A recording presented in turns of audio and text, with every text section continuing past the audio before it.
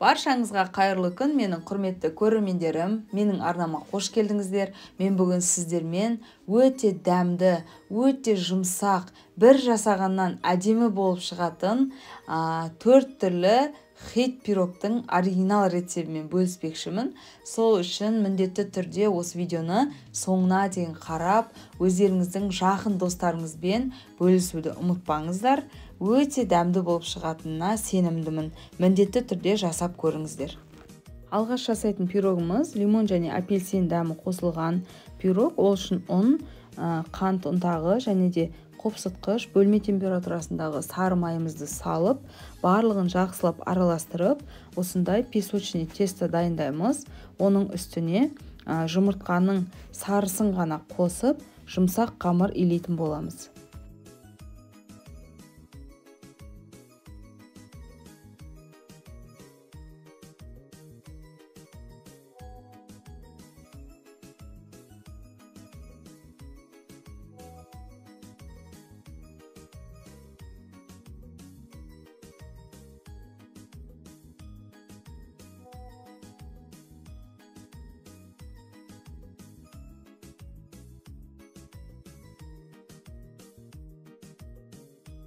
Біздің дайын болған қамырымызды салмасын дайындағанша мұздатқышқа сала тұрамыз. Енді бір апельсин мен 2 лимонның сыртын осылай үккіштен өткізіп аламыз.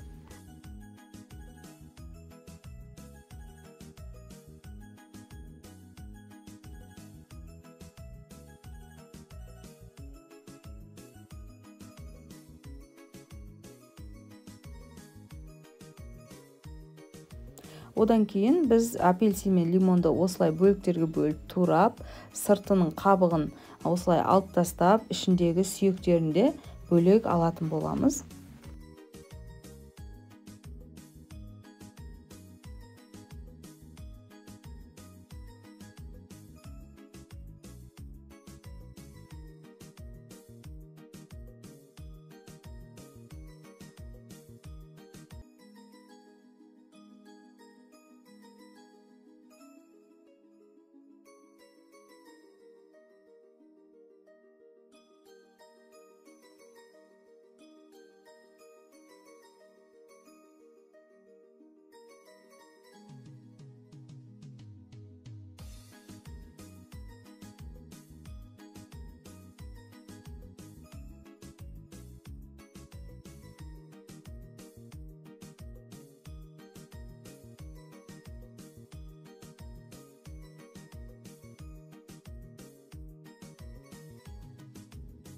Енді осындай ыдыс алып, соның ішіне апельсин мен лимонды салып, үстіне су құямыз. Яғни суымыз біздің апельсин мен лимонымыз батып тұратындай болуы керек. Одан кейін отқа қойып, қайнағанша күтеміз. Қайнағаннан кейін, яғни 10 минуттай тағы да қайнататын боламыз.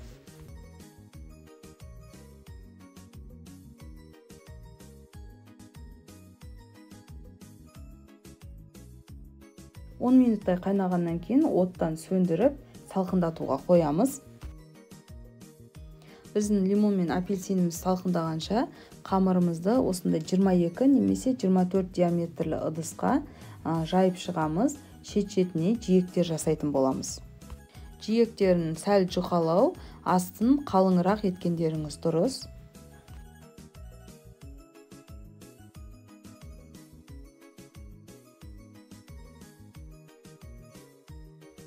Блендердің ішіне біз жаңағы дайындап алған лимон мен апельсин цедраларын саламыз. Оның үстіне кукуруз крахмалын және де қантымызды салып бөлек қойып қоямыз.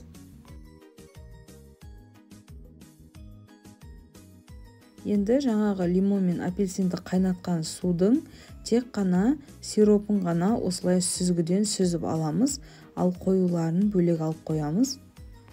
Бізге сусыз осындай тек қана өзінің қоюы қажет болады. Егер арасында осындай сүйектер түсіп кеткен болса, алып тастау қажет.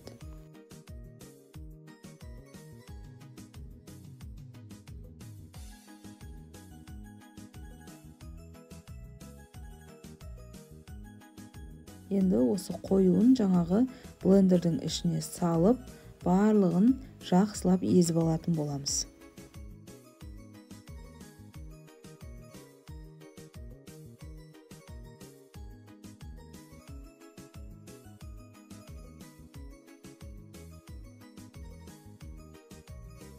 Блендерге езіп дайындап алған осы біздің салмамызды жаңағы біздің қамырымыздың үстіне құятын боламыз.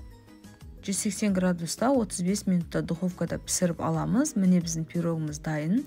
Суытып барып кесеміз. Екінші пирог бізде мрамор тәрізді пирог.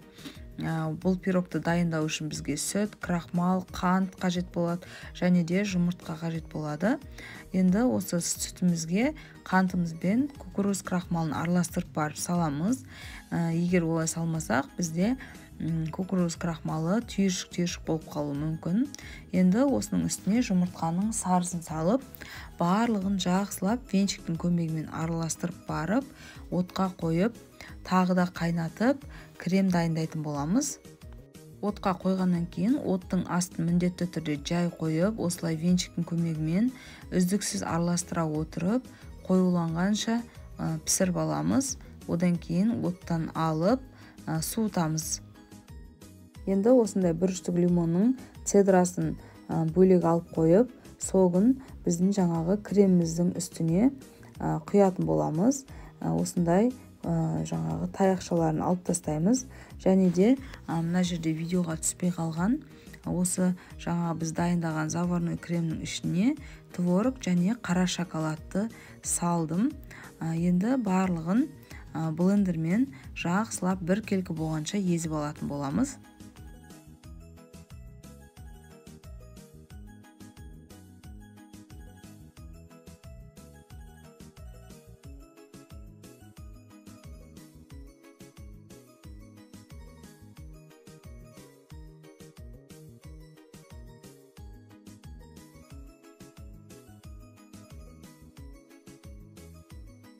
Міне осындай бір келкі шоколадный масса дайын болды. Енді қамырын илейміз. Ол үшін қантпен осындай бөлме температурасындағы сары майымызды жақсылап екеуін бір келкі болғанша араластырып аламыз миксердің көмегімен. Оның үстіне сүзбемізді, яғни творогымызды саламыз. Тек қана жұмыртқаның сарысын және де жаңағы лимонның цедрасын салып, жұмсақ қамыр илейміз. Және осы қамырымызды илеп жатқан кезде кез келген орехтың түрін салып, осы қамырмен бірге араластырып илейтін боламыз. Жұмсақ қамыр иледік. Енді оның жартысын бөлек қойып, жартысына какаомызды сеуіп, осы какаомен араластыратын боламыз.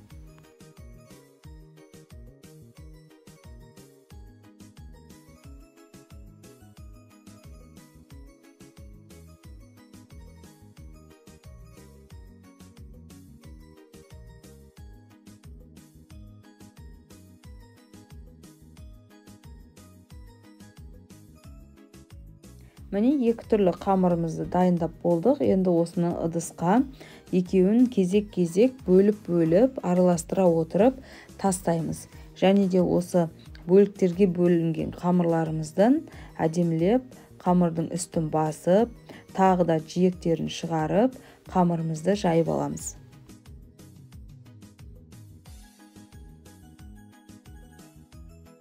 Содан соң жаңағы біздің шоколадный массамызды жақсылап араластыра отырып, сол қамырымыздың үстіне құямыз.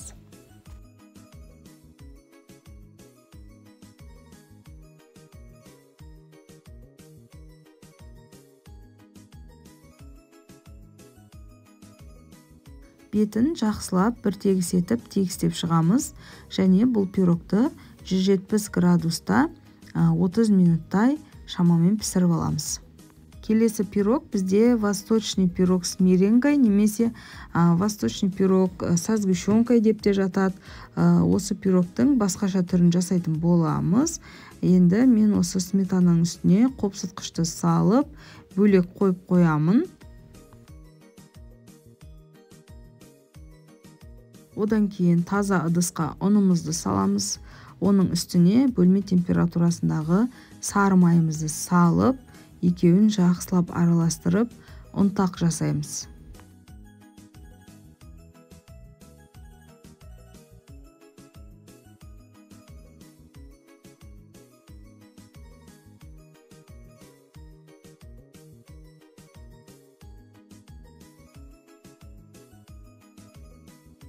Сол ұнтақ қамырдың үстіне тек қана жұмыртқаның сарысын саламыз. Одан кейін міне көріп тұрғандарыңыздай әдемі болып көтерілген жаңағы біздің сметанамызды, яғни қаймағымызды саламыз. Осыдан жақсылап жұмсақ етіп қамыр илейміз.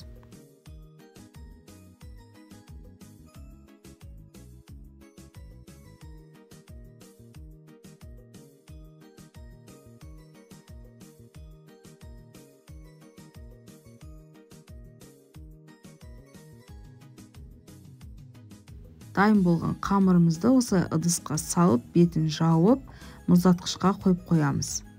Енді меренгасын дайындаймыз. Ол үшін бізге осындай жұмыртқаның ақ уызы, қант қажет болады. Енді осыны жақсылап миксермен араластыратын боламыз.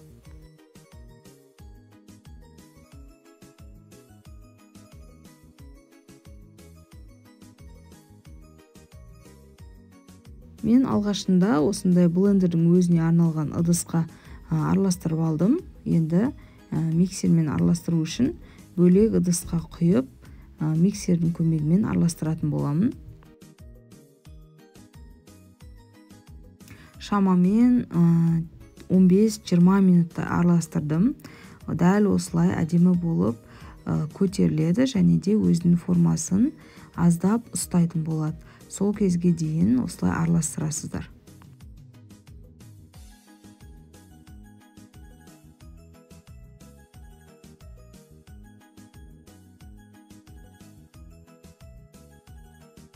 Осы дайын болған меренганың үстіне сүзгіден өткізіп алған қант ұнтағымызды салып, осындай күрекшенің көмегімен жақсылап араластырып аламыз.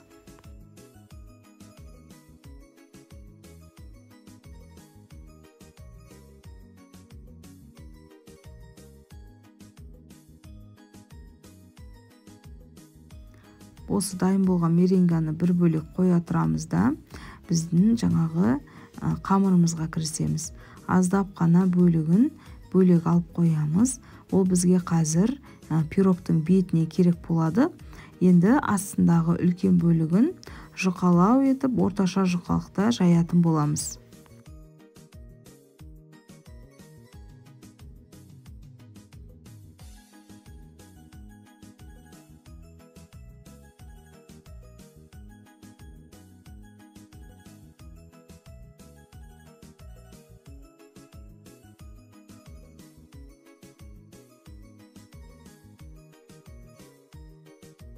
Мендегі ыдыс, яғни форма 24 диаметрлі. Сол форманы осылай қойып, шамамен өлшеп аламын. Енді дайын болған қамырды осы форманың үстіне дәл осы видеодағыдай етіп жайып аламын. Және де шет-шетіне жиектерін жабыстырып, орналастырып шығамын.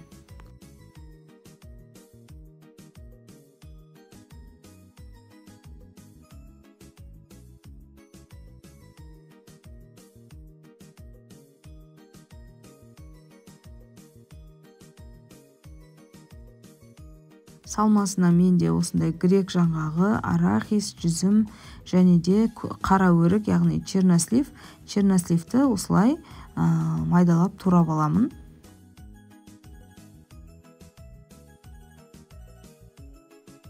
Грек жаңғағында қатты майда емес, орташа бөліктерге бөліп турап аламын.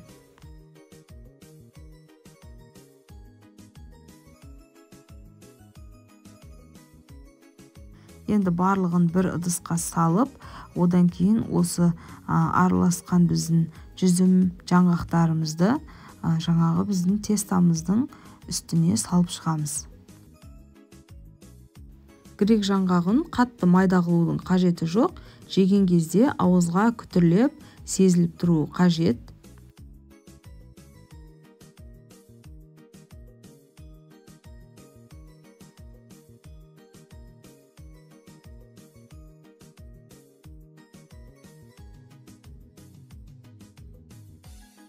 Біз жаңа кішкентай ғана бөлігін қамырдың алып қойған болатынбыз.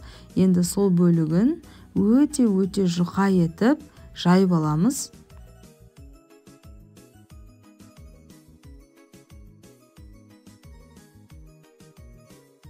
Жұқалап жайған қамырымызды дәл осылай үшбұрыштылап 4 бөлікке бөліп қойып қоямыз. Енді біз жаңағы жаңғақтарымыздың үстіне меренгамызды әдемілеп жайып құйып шығамыз.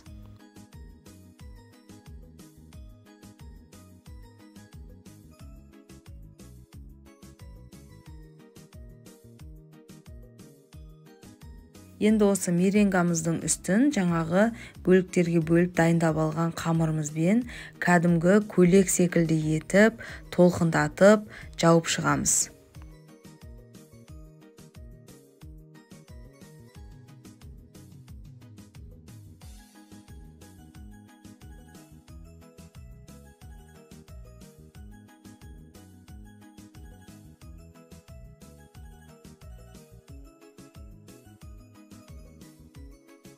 Және де үстін тек қана жұмыртқаның сарысын жағып, және де күнжіт сепсек те болады. Сол кезде өте әдемі болып шығады. Пирогымыздың күнжітін сеуіп болғаннан кейін қызып тұрған духовкада 180 градуста 30-35 минуттай қызарғанша пісіріп аламыз. Енді біздің меренгамыз піскен кезде дәл осылай әдемі болып көтеріледі. Біздің пирогымыз дайын болды. Келесі үшінші пирог бізде пирог малиновый тирольский деп аталады. Бұл пирогты пісіру үшін бізге заварной крем дайындап алу керек. Ол үшін осындай сүт және де кукуруз крахмалымен қантты араластыра отырып сүтке саламыз. Сүтке құйғаннан кейін сүтпен жаңағы жұмыртқаның сарысын тағы да барлығын жақсылап біркелкі болғанша түйіршіктері кеткенше араластырып аламыз да отқа қоятын боламыз.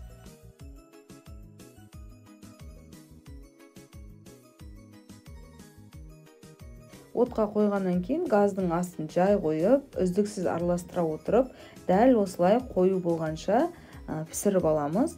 Крем осылай қоюланған соң газдың астын өшіріп, кремді суытамыз.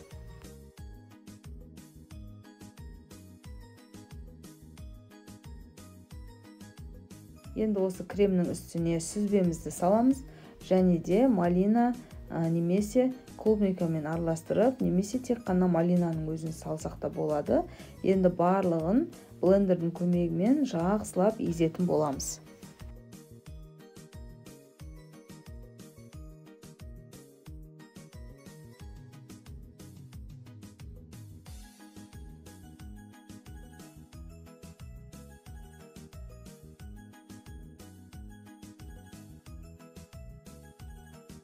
Салмамыз дайын болды.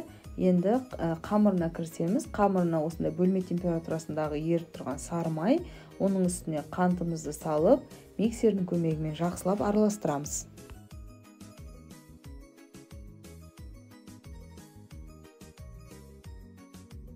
Енді осының үстіне қопсытқыш аздап тұз және де сүзбемізді, жұмыртқамыздың сарысын, қажетті ұнымызды салып, барлығын тағы да миксерлейтін боламыз.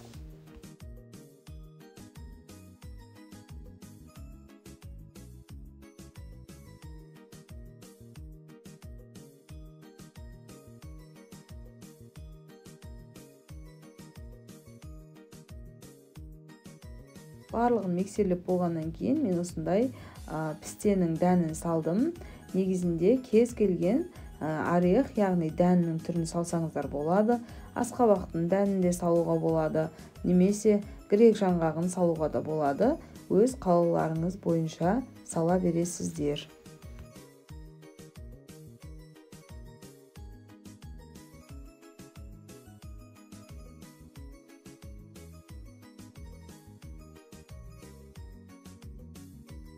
Міне осындай жұп-жұмсақ қамыр пайда болды. Осы жұмсақ қамырымызды қолымызды аздап қана ұнға малып алып жаятын боламыз. Бұл пирогқа да шетіне жиек жасау керек болады.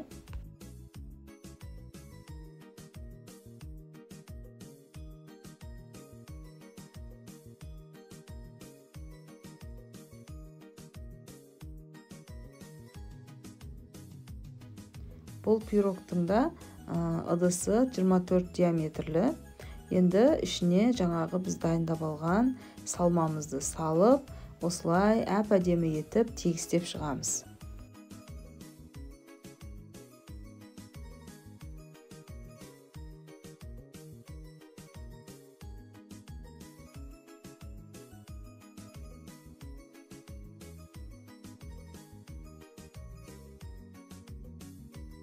Осылай әдемілеп тегістеп болғаннан кейін қызып тұрған духовкада 180 градуста 25 минуттай пісіріп аламыз. Және де пирогымыз пісіп дайын болғаннан кейін толық суығанын күтеміз. Содан кейін барып қана кесетін боламыз. Және де өз қалауларыңыз бойынша әсемдесеңіздер болады.